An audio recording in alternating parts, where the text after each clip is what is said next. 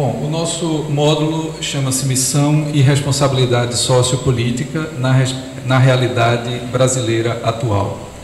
E nós estaremos nesse módulo tratando de 4 temáticas. Nós vamos estar trabalhando no que a gente está chamando de aulas, né? Na primeira aula, com o tema das origens históricas e sociais da pobreza e da exclusão social no Brasil. Na segunda aula, a mensagem do Evangelho, o Reino de Deus e o movimento de Jesus. Na terceira aula, a Igreja e os novos movimentos sociais no contexto da globalização e da crise da modernidade. E na quarta aula, missão, ética e participação política no mundo contemporâneo. Apesar de eu seguir rigorosamente essa ordem de apresentação, e a gente vai estar usando alguns slides aqui, vão ser ditas coisas que não necessariamente estão escritas na tela, de modo que a atenção e, enfim, o acompanhamento da minha fala são importantes também, podem e vão ser complementadas pelo que vocês vão ver na tela e que algumas dessas imagens vão aparecendo. Então, isso é o que nós estudaremos.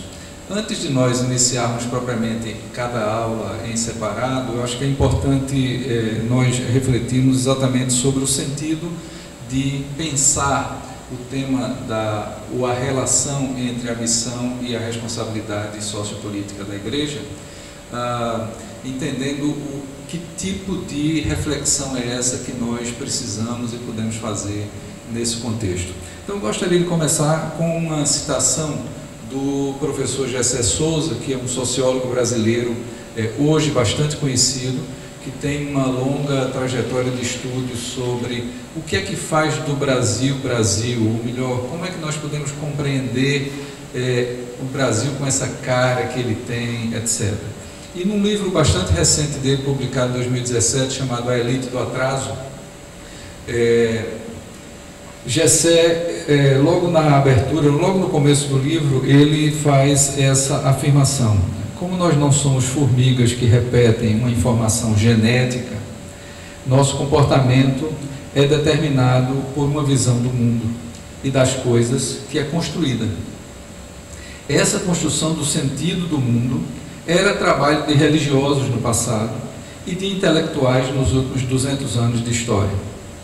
Esse sentido do mundo nos parece, então, natural, dado que nascemos sob a influência dele e são pessoas amadas e conhecidas e admiradas em casa, na escola ou na televisão que nos apresentam a ele, de tal modo que nos aparece como algo confiável. É essa confiabilidade que torna tão fácil a reprodução dos privilégios legitimados por esse sentido, ou esses sentidos, sempre muito específico, e ao mesmo tempo torna a sua crítica tão difícil. Quando nós falamos sobre a responsabilidade sociopolítica da Igreja, nós necessariamente estamos falando de como nós lemos o mundo, desde uma perspectiva da Igreja ou em comparação com a perspectiva da Igreja. E esse mundo que nós lemos, ou esta leitura que nós fazemos no mundo, significa que o mundo sozinho não fala.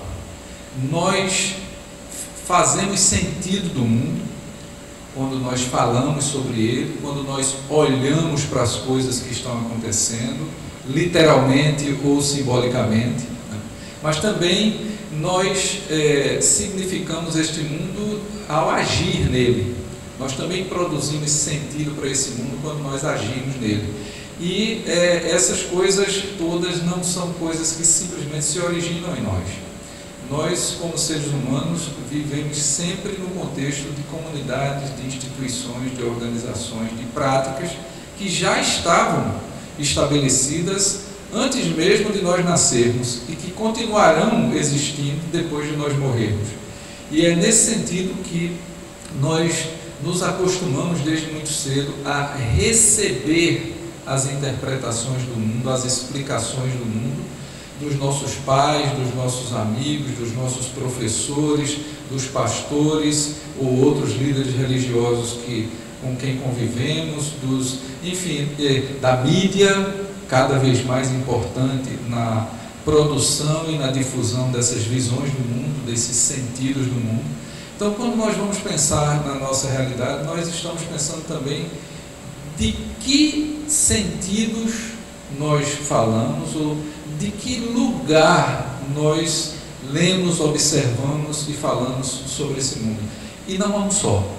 E por isso, tudo que a gente vai fazer aqui apresenta para a nossa reflexão, naturalmente, uma possibilidade, embora essa possibilidade se ancore na fala, do pensamento de muitas outras pessoas, ela não é a única maneira de ver as coisas, né? E como é que nós podemos discernir qual a melhor maneira de ver as coisas? Simplesmente não existe essa receita. A história humana inventou uma maneira de simplificar essas escolhas para nós. E essa maneira é a maneira como a sociedade se organiza, se estabiliza e começa a contar essa história para quem participa dela.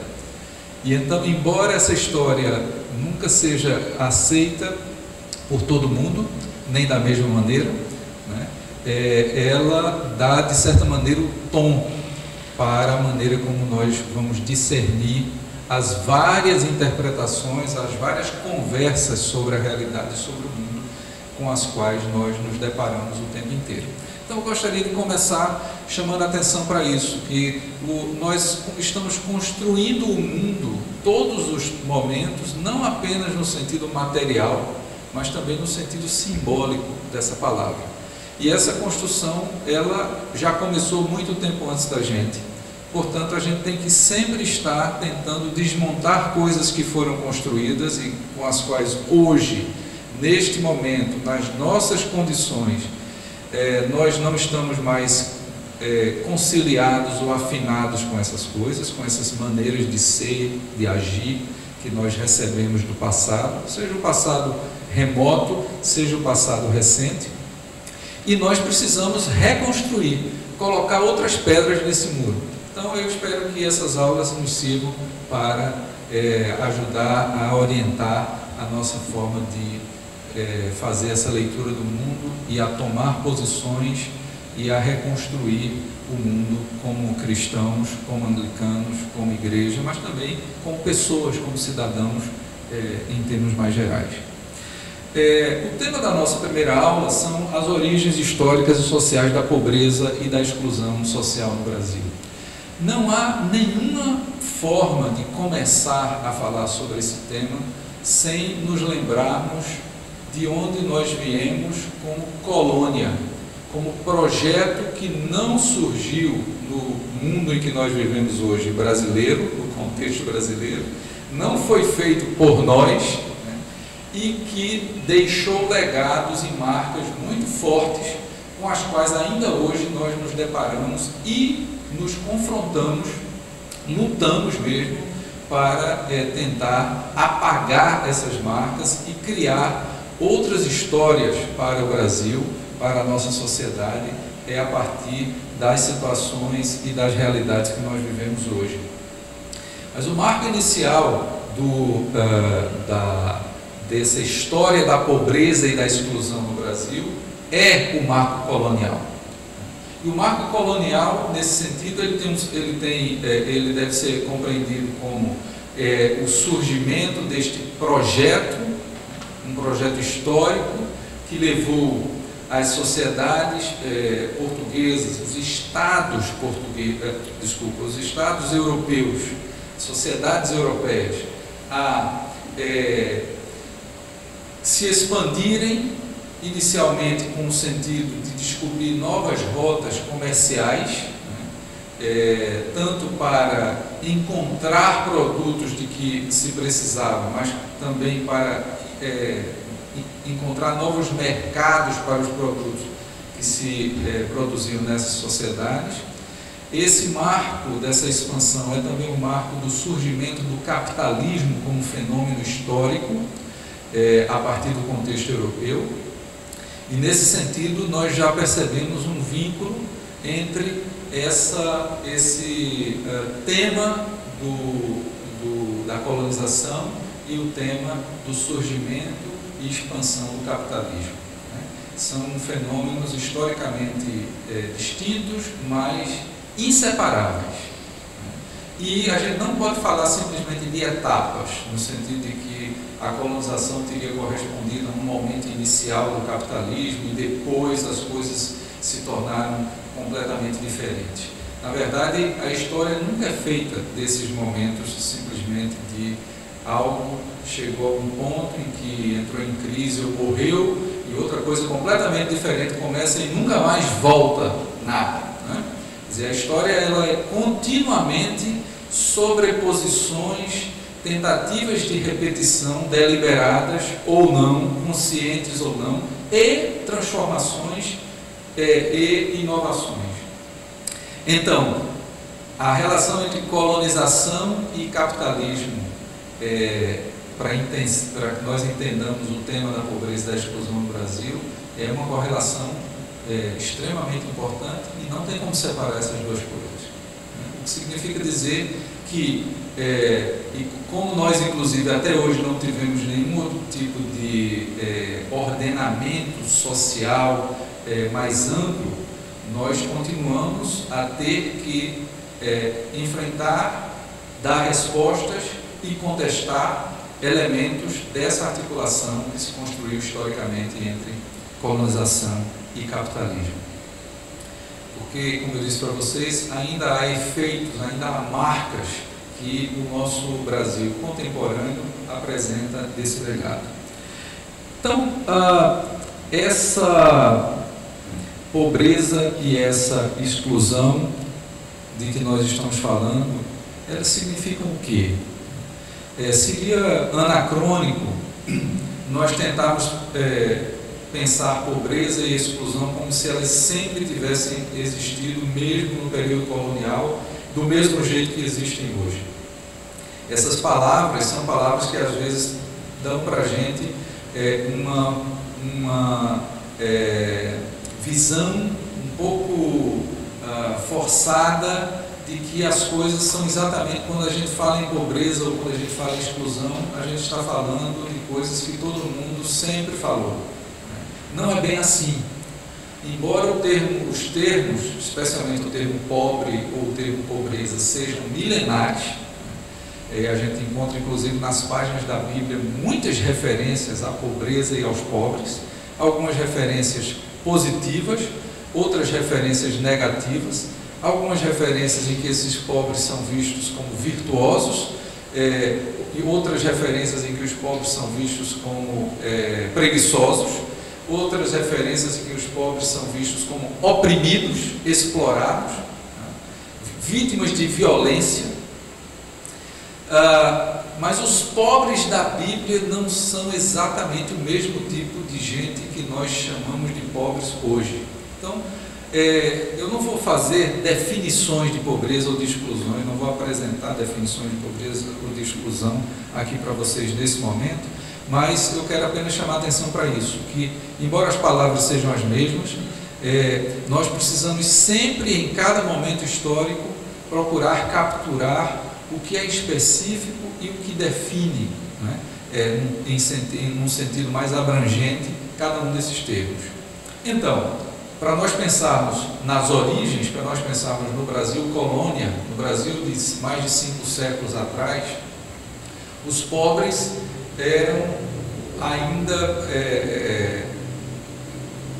pensados em termos, poderiam ser pensados em dois contingentes bastante diferentes de pessoas. O Brasil começou, enquanto colônia, através de uma espécie de distribuição territorial de grandes parcelas de terra que foram concedidas pelo rei de Portugal para a exploração por parte de aristocratas e ou aventureiros portugueses. E a primeira distribuição ou divisão do território brasileiro correspondeu a isso, as chamadas capitanias hereditárias.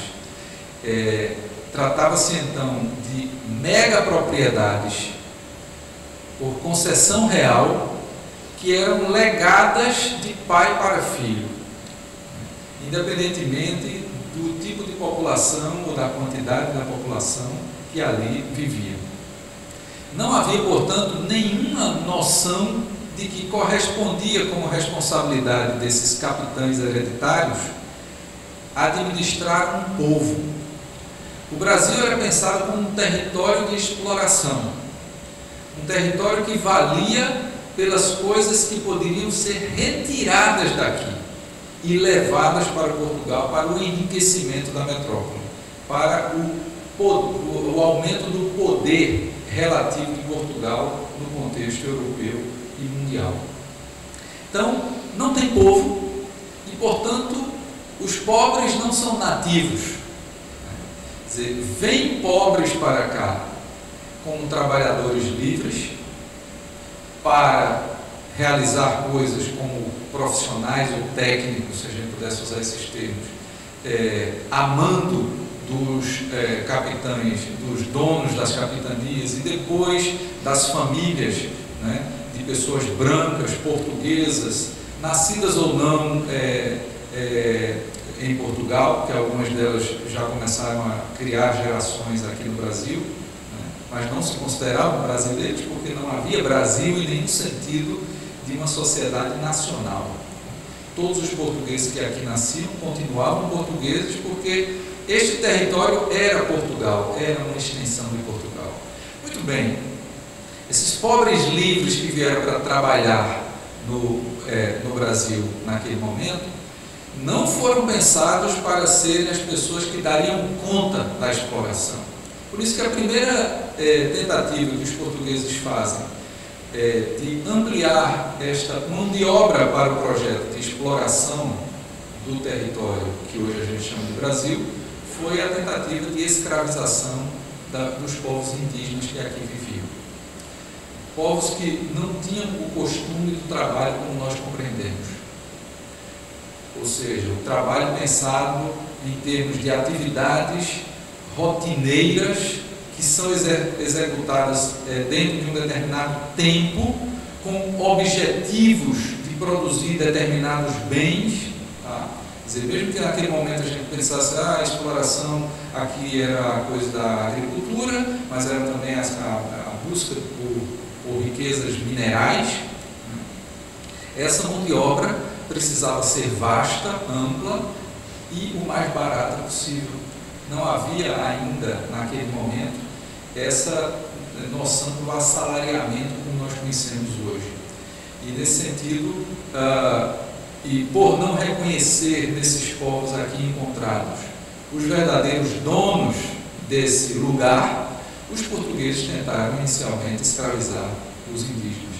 Foi um massacre terrível, né, seja por conta da exaustão física a que esses indígenas foram submetidos, não tendo o costume deste trabalho sistemático, regular, por longas horas, que a exploração colonial demandaria deles e que os escravos, em vários outros momentos e contextos da história, conheciam muito bem. E, por outro lado, também os portugueses difundiram muitas doenças entre os índios, de modo que o que houve nesse momento em relação aos povos indígenas não foi tanto empobrecimento, foi dizimação, foi morte em larga escala pelos trabalhos forçados, pela doença, nos processos mesmo de captura desses índios para se tornarem servos ou escravos. Muitos morriam, ataques a aldeias e tudo mais, isso é documentado na história do Brasil. Dentro de algumas décadas no início da colonização, os portugueses concluíram que não teriam condições de fazer a exploração que eles desejavam com este tipo de gente. E como eles já tinham conhecimento na África, né, tanto de uma instituição recorrente na África da escravidão entre povos e tribos africanas, mas os portugueses começaram aos poucos, desenvolver um grande negócio de tráfico de pessoas que hoje nós conhecemos como a escravidão no Novo Mundo. A vinda de pessoas negras africanas como escravas, vendidas em mercados de mão de obra, ou em mercados de aios e servas domésticas, mulheres e homens e crianças e idosos, para trabalharem no que foi a primeira grande forma de exploração colonial no Brasil, que foi a plantação, a monocultura canavieira, a produção de açúcar, que era um produto amplamente valorizado na Europa naquele momento. Os escravos não eram pobres, porque os escravos não tinham nada. Os escravos e os índios não eram excluídos, porque não havia uma ordem social que um dia os tivesse incluído e que se propusesse a incluí-los e que, por alguma razão, tivesse fracassado em fazer isso ou não estivesse cumprindo essa promessa. Não havia pobreza nem exclusão nesse sentido histórico que nós compreendemos hoje. Então, significa dizer que não havia pobreza num sentido mais lato, né, de privação material, de falta de poder, de falta de reconhecimento da dignidade humana das pessoas? Havia muita pobreza. Então, a gente precisa jogar um pouco com os termos aqui para entender a especificidade histórica desses fenômenos de um lado, mas por outro lado não perder a perspectiva de que este não era um mundo róseo, um mundo em que as pessoas desfrutavam livremente e tranquilamente da vida no país, ou na colônia, ou no território. Né? Então, entendendo isso, né, o marco colonial, que é o primeiro momento de estruturação de uma ordem social neste lugar que hoje nós chamamos de Brasil, ele se construiu sobre a exploração colonial, ele se construiu sobre a construção de uma maciça leva de pessoas escravizadas, usadas como mão de obra gratuita para a exploração econômica. No sudeste do Brasil foram sendo descobertos depois, foram sendo descobertas minas de ouro, de prata e de pedras preciosas, e o Brasil se tornou um grande exportador involuntário, né, desses recursos altamente valorizados. E o trabalho escravo também foi utilizado, o trabalho livre subordinado também foi utilizado, né? E nesse sentido nós temos o surgimento também de um conjunto de relações de dependência que se estabeleceram entre esses setores livres, minoritários da população que vivia aqui, e a elite econômica e política que se constituiu sobre o fundamento do projeto, do marco colonial, da relação colonial entre esse território brasileiro e Portugal. E ao longo desses mais de 3 séculos que se passaram do Brasil como colônia de Portugal até o momento em que historicamente nós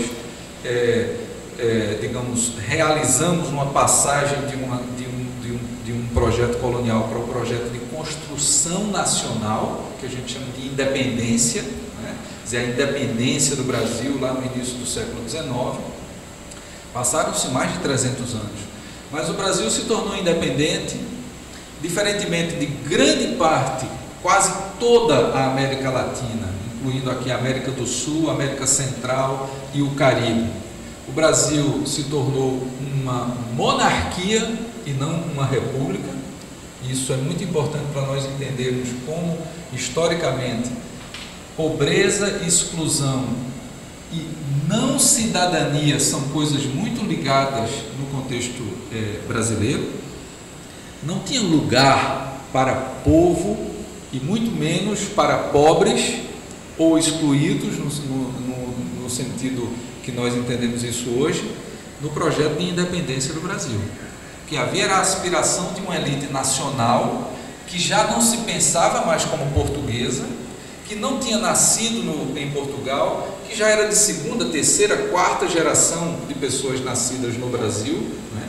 Portanto, e que começou a sentir o peso, né, da falta de reconhecimento da sua importância, dos seus direitos, etc., enquanto súditos, né, de Portugal. Isso leva a que, por várias vias, nós tenhamos vivenciado esse momento aí de construção, de separação de Portugal e de construção de um Estado independente brasileiro. Independente, mas ainda ancorado sobre a escravidão, que perdurou por mais de 70 anos de existência do Estado independente. Portanto, independência e liberdade não eram exatamente sinônimas no Brasil imperial, né? E essa identidade que se foi construindo nesse período, raras vezes apelou para a existência de uma população de pessoas nascidas no Brasil que seria considerada o povo brasileiro, né? Isso se expressou de várias maneiras que a gente não tem condições muito de detalhar aqui. Entre elas, por exemplo, o voto estando associado à posse de bens. Você precisava comprovar ser proprietário para que você tivesse direito a votar ou ser votado nas eleições que aconteciam no país, no Brasil imperial. Isso só foi alterado para os homens escolarizados, portanto, uma minoria da população, com o início da República. E somente no século XX é que isso vai mudar. Primeiro, com a universalização do voto, independentemente de ser escolarizado ou não, de ser homem ou não, e depois para a ampliação cada vez maior da cidadania para amplos setores da sociedade, ao longo de um processo que durou pelo menos mais 100 anos do final da monarquia em diante. Se a gente pensar que o grande marco de uma ordem fundada, baseada no conceito de cidadania no Brasil, é dos anos 80 do século XX, é pós-ditadura militar, com a promulgação da Constituição de 88, que a gente tem de fato essa ideia de que juridicamente ser nascido no Brasil significa ser igual, livre e plenamente tendo plenamente garantidos os direitos de cidadania. E isso não significa dizer que efetivamente as coisas acontecem assim. Por isso que eu disse, juridicamente. Do ponto de vista legal, esta é a realidade depois da Constituição de 88. Ela não era desse jeito antes dessa Constituição. De modo que foi um período bastante longo aí de transformação do conjunto da população brasileira, independentemente da sua renda, do gênero, da sua condição étnico-racial, da sua escolaridade, com o conjunto da cidadania brasileira. Essa junção aí durou bastante tempo para ser produzida. Foi uma construção que demandou muita luta, muita disputa e que teve momentos de idas e vindas, vitórias e derrotas. Muito bem, nossa independência se construiu sem povo. Nossa república do final do século XIX se pautou numa visão que na Europa representava uma espécie de reação conservadora ao que tinha sido produzido pela Revolução Americana e pela Revolução Francesa.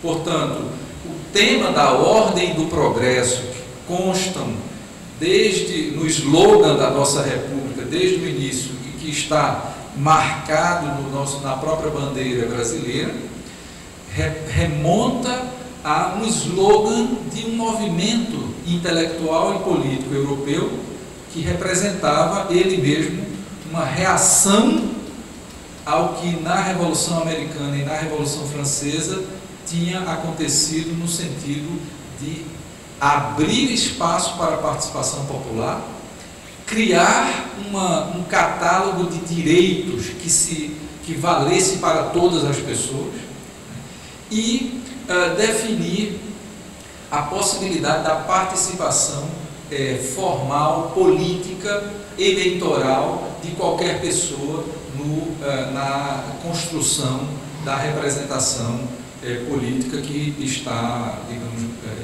expressa no Estado, no Parlamento, em vários países, digamos, livres, republicanos ou democráticos do mundo. Então, essa reação era uma reação que, digamos, fazia o diagnóstico de que, de um lado, a Revolução Francesa e a Revolução Americana, a era das revoluções ali do final do século XVIII para o iníciozinho do século XIX, que influenciaram muito as ideias de independência no Brasil, né? Algumas ideias que, inclusive, não vingaram, porque quem liderou a independência não estava muito comprometido com algumas dessas ideias. Ficar livre dos portugueses era uma coisa, agora dar poder ao povo local, isso era outra coisa muito diferente, e a nossa República não inovou nesse sentido. Continuou pensando que o Estado tem que garantir a ordem, e garantir a ordem significa não pode permitir manifestações populares que questionem o que está aí, ao mesmo tempo não pode permitir que o regime de propriedade, de apropriação da riqueza, mude no sentido de que mais pessoas tenham acesso a ele. Então, a ordem na nossa bandeira faz parte de um discurso que no século XIX era uma reação aos avanços das lutas dos trabalhadores por direitos, por participação e por distribuição da riqueza. E o progresso, né, dizia respeito a uma compreensão de que ainda havia muitas forças aliadas ao atraso na política, tanto na Europa como no contexto brasileiro, né? Atraso esse pensado como atraso representado pela religião, pela igreja, né? Atraso representado pela ideia de que a ciência precisava se tornar a base legítima do conhecimento, e a ciência deveria, por outro lado, ser orientada para produzir de forma mais eficiente, né, assegurar condições de exploração econômica mais eficazes e, portanto, se orientar para técnicas muito mais do que para, digamos, conscientizar as pessoas da situação em que elas viviam, em que elas se encontravam. Então, a nossa ordem e o nosso progresso, nesse sentido, empoderou certos grupos na sociedade brasileira que até então se viam como excluídos, porque agora a gente já tinha uma ordem existente que tinha prometido, criado expectativas para certos setores da sociedade, mesmo entre as elites, mesmo setores que não eram pobres, né, mas que se consideravam à margem do tipo de relação política e de digamos, privilégios e influências econômicas e sociais que certos setores tinham no Brasil. Mesmo assim, não era o povo como um todo. O povo, no final do século XIX, para os republicanos, e no início do século XX, ainda era pensado como um povo ignorante, uma massa de pessoas ignorantes, de pessoas incapazes de pensar por si mesmas, de pessoas a quem não se deveria dar a oportunidade de se fazerem representar ou de participarem diretamente das decisões políticas. Então, essa é a realidade que marca uma sociedade, e aí nós vamos começar a chegar no tema dos pobres e dos excluídos, uma sociedade que existe para todos os fins, se a gente compará-la com os estados e as sociedades que já eram consideradas avançadas naquele momento, tem Estado no Brasil, governo estabelecido, instituições, existe uma economia mais ou menos organizada, com equipamentos, com técnicas de produção, nós temos um crescente processo de surgimento de centros urbanos no Brasil e, portanto, toda uma cultura diferenciada daquela cultura predominante no mundo rural, de comunidades isoladas que se encontravam ou até nem se conheciam por conta de distâncias muito grandes e o ritmo diferente do trabalho na terra, etc.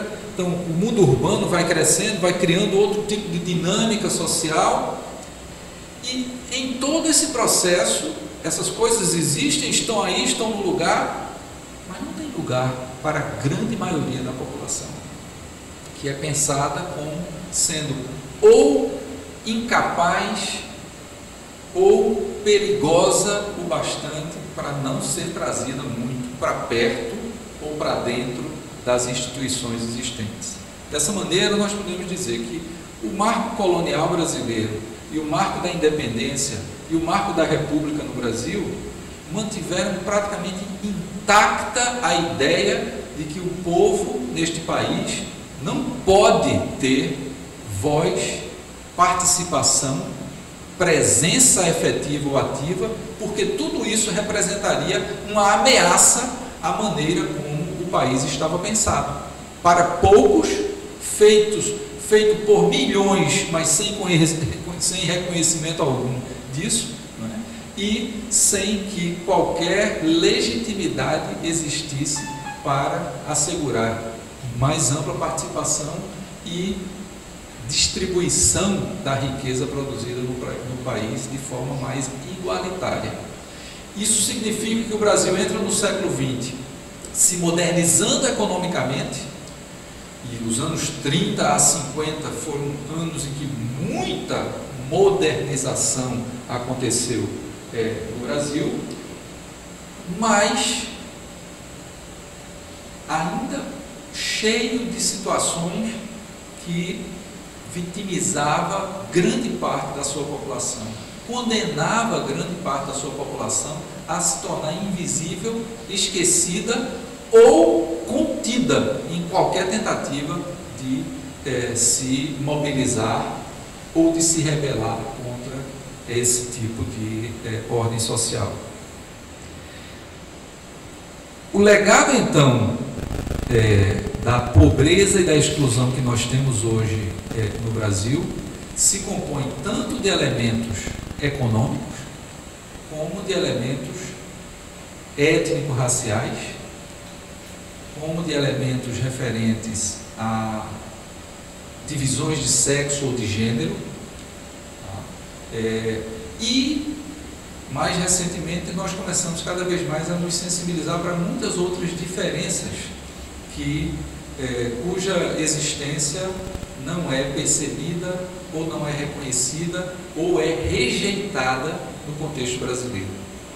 Mas para a gente simplificar minimamente esse legado histórico da nossa sociedade, pobreza, racismo e patriarcalismo são um tripé muito importante para entender que ordem é essa que com 200 milhões de pessoas ainda tem um segmento tão grande da população que nós chamaríamos de pobre e de excluído. Em vários sentidos, ser pobre materialmente no Brasil está fortemente, historicamente, está fortemente relacionado a ser negro ou de cor, ou seja, de miscigenado, né? Parte dessa história de hibridizações étnicas, né, que foram sendo construídas às vezes pela violência, às vezes também pelos encontros de pessoas de origens étnicas diferentes no Brasil. Então, desde a escravidão, desde a tentativa de escravização dos índios, passando depois pelo longuíssimo legado da escravidão negra no Brasil, tá? O racismo corresponde há uma compreensão sobre a inferioridade dessas pessoas, sobre a sua não dignidade humana. Para setores da elite brasileira muito importantes, ignorar, fazer violência física ou exterminar índios e negros, pessoas índias e negras, não lhes trazia nenhum tipo de problema de consciência, porque essas pessoas não eram consideradas plenamente humanas, ou até se fossem, seriam reprimidas por não reconhecerem o seu devido lugar naquela ordem. Então, pobreza e racismo nesse sentido se misturam muito no Brasil. Ainda hoje, grande parte das pessoas pobres no Brasil são também negras ou pardas, para não falar da pobreza indígena, porque como os portugueses quase que exterminaram os nossos povos nativos, os primeiros brasileiros e as primeiras brasileiras, havia estimativas de 5 milhões, e por volta dos anos 20, 30 do século XX, isso já estava reduzido a algumas poucas centenas de milhares. E nós hoje não temos, ainda hoje, apesar de ter havido processos importantes de reclame de uma identidade indígena, as populações indígenas no Brasil ainda são um percentual muito pequeno da população, do povo no sentido amplo. Então,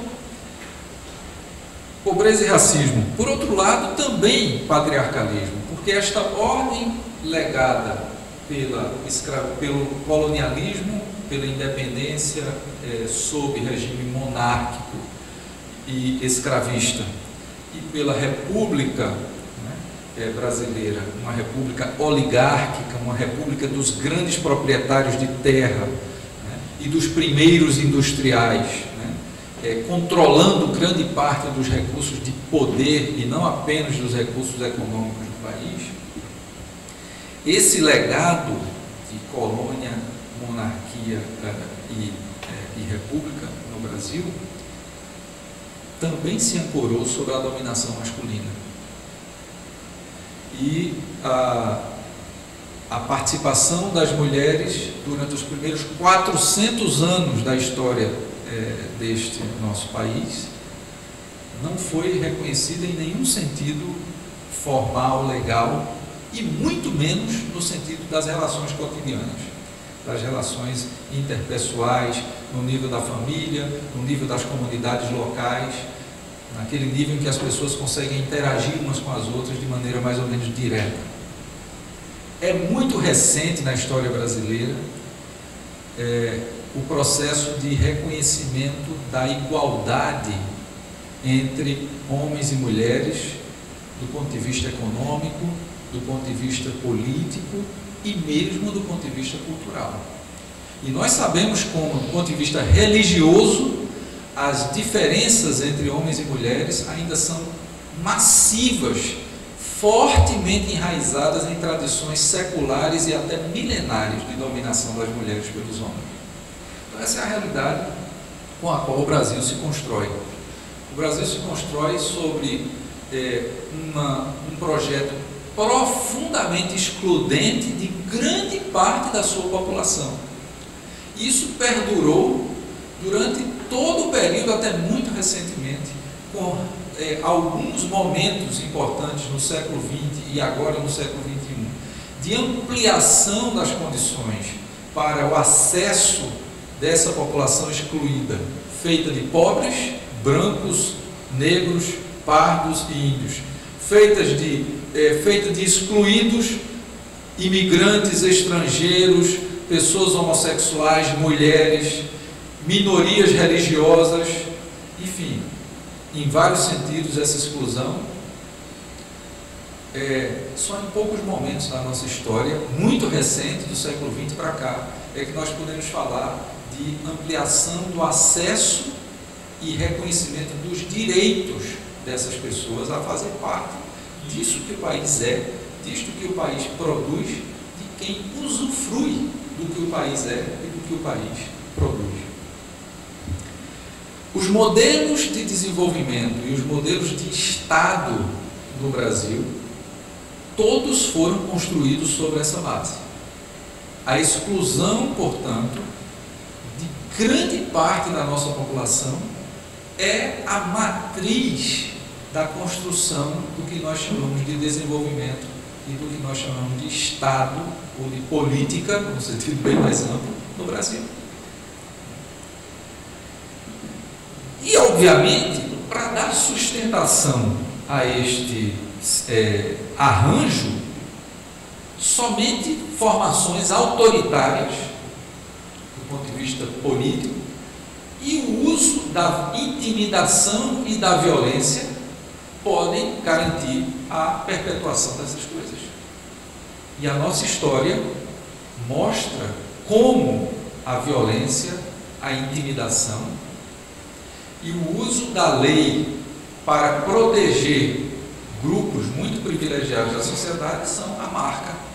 É sobre isso que se assenta a história da nossa pobreza e da nossa exclusão. Os grandes pactos que foram feitos no Brasil, nos vários momentos de transição e de crise que aconteceram aí, da independência para cá, né, foram pactos que só muito recentemente começaram a incluir e incorporar setores mais amplos da população. No século XX, nos anos 30, a classe operária e certos setores do mundo rural que começaram a se organizar em sindicatos, em ligas camponesas e, portanto, a ter uma voz coletiva, começam a encontrar alguns espaços de reconhecimento de participação. E na saída da ditadura militar dos anos 80, nós temos o amplo reconhecimento da cidadania para todas as pessoas que vivem no Brasil, né, como objetivo, inclusive, da existência do Estado nesse país. Então, eu gostaria de concluir chamando a atenção para isso, né, para o legado, para essa forma profundamente excludente sobre a qual se construiu a sociedade e o Estado brasileiros, né, e sobre a forma, digamos, bastante diversa que assume a pobreza e a exclusão nesses contextos da nossa história. Nós vamos voltar a alguns aspectos desse em aulas seguintes, mas por esse momento eu termino aqui esse nosso primeiro encontro.